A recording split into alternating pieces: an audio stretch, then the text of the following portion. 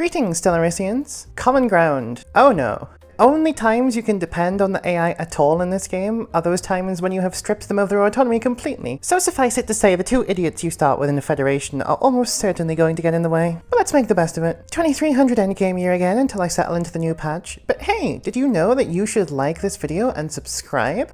Unfortunately, there's rather a lot of RNG involved in this Origin start. If you get a bad start, you're just gonna have to cut your losses and restart, but my build is designed to mitigate that somewhat. I'm taking the unconventional step of starting on mill economy to churn out some alloys, purely to try and expand faster than these two idiots. You get to pick your Federation type straight away, so I picked Trade League, which should give us plenty of consumer goods and some unity to boot. I could get a migration treaty right away, but that would cost influence, which I need to expand faster than these two idiots, so we're holding off for now.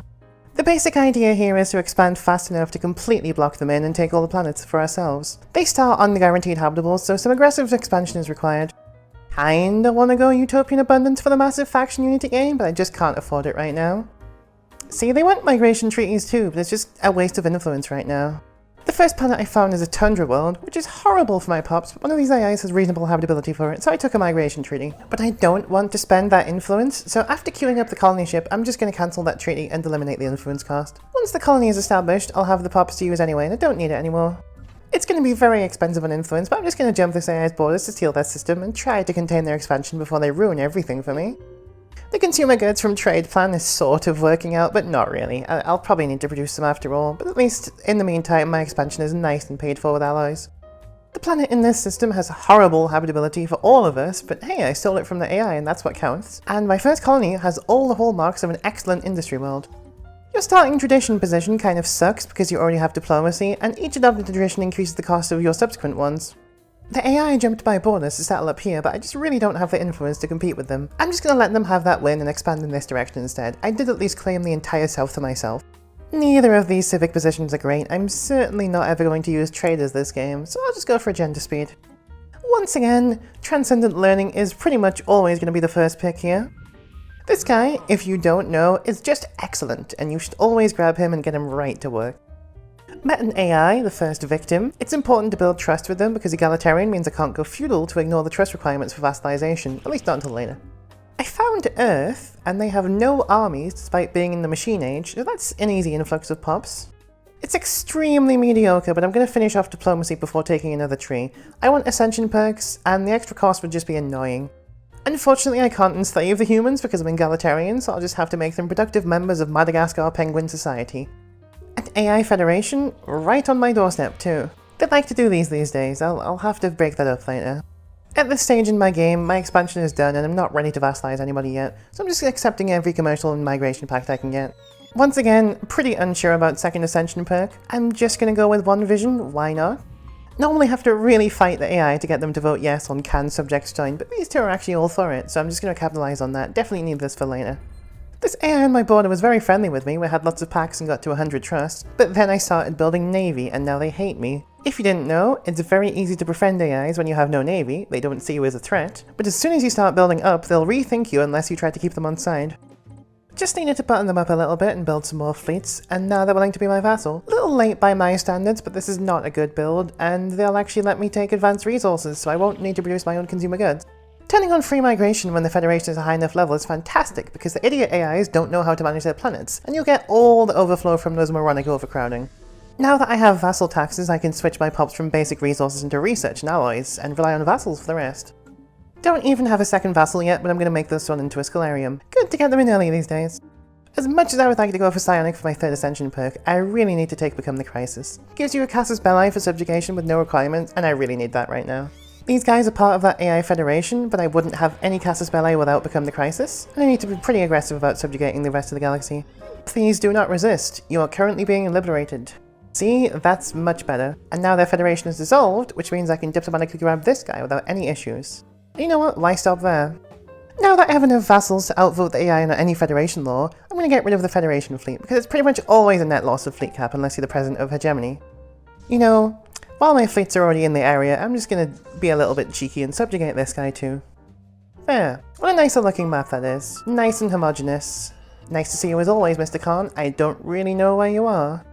You know, while my fleets are already in this area, I'm just going to go make another friend by force. Welcome home, new friend. It's time to kick my starting Federation partners and make them my friends instead. You know, while my fleets are already in the area, why does the AI try to propose changes they know I'll vote down? Statecraft is honestly really good now. I should have probably taken it as my first tree, but now I can finally take Psionic. They keep proposing this stupid law, and every time they do it, it closes whatever window I was looking at to show me this instead. So I set my default species rights to assimilation because I want all of my pops Psionic, and the lovely thing about that is the Psionic pops will go back to default living standards. So I have to go through this entire list manually changing them all to Utopian Abundance instead, because I'm dependent on that for planet stability and faction unity gain and other good stuff like that. I really wish they would stop doing this. I desire the Instrument of Desire, please. No! They do it so often and it always interrupts what I'm doing!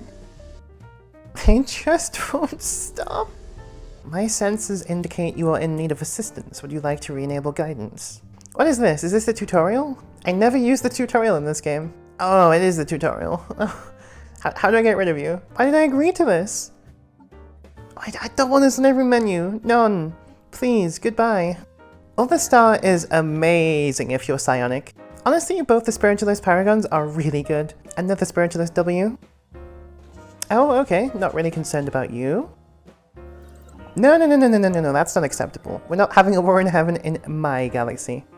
If you two could have just played nice, then none of this would have been necessary. But once again, I am forced to go beat up the space boomers. Who do I want to become immortal? I think I'll go with this random scientist. Okay, war in heaven averted. Now you, other awakened empire, you need to behave or you will be next. Random scientist, you are now promoted to godhood.